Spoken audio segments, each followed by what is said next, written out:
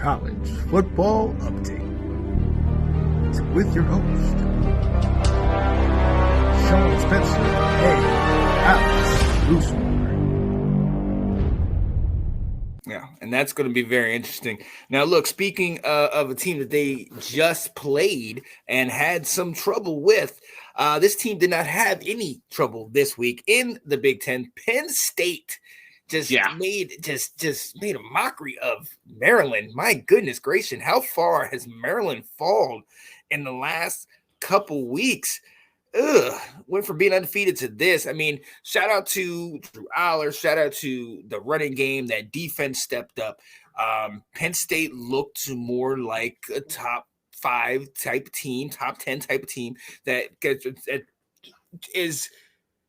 It's somebody that I'd kind of be a little not nervous, but definitely a little let me clutch my pearls going up this weekend for the noon game with you guys. The fact that it's the noon game, I feel a little more confident. I think I'm still leaning a 2-score win our way. Mm-hmm. But Penn State got back on track with this game. Yes. If anyone can tell me in the comments how many rushing yards the leading rusher for Maryland had, I'll give you a hint. You can count it on one hand. Yeah. Their leading rusher had 4 yards rushing. Yep.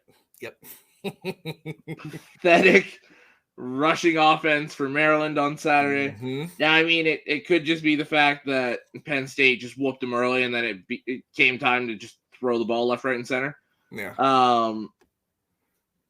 But yeah, Maryland team that we were saying was clearly the 4th best team in the Big Ten East and would go toe-to-toe with these top 3 teams and maybe steal one with Penn State coming to them or with Ohio State coming to them. You're 5-4 now.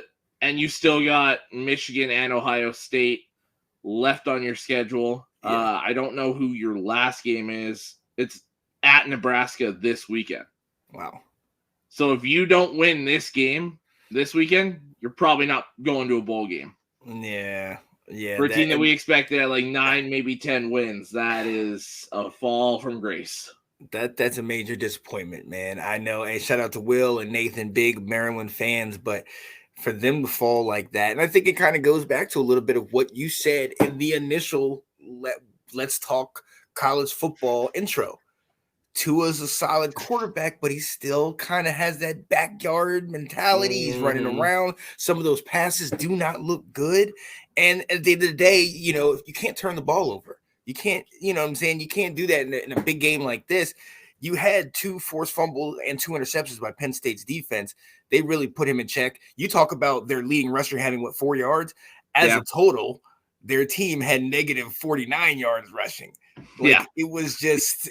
I was leaving that one alone. I was just going to say the leading rusher. Yeah, it was not good. Yeah. Ben said not even 250 yards of total offense. Yeah.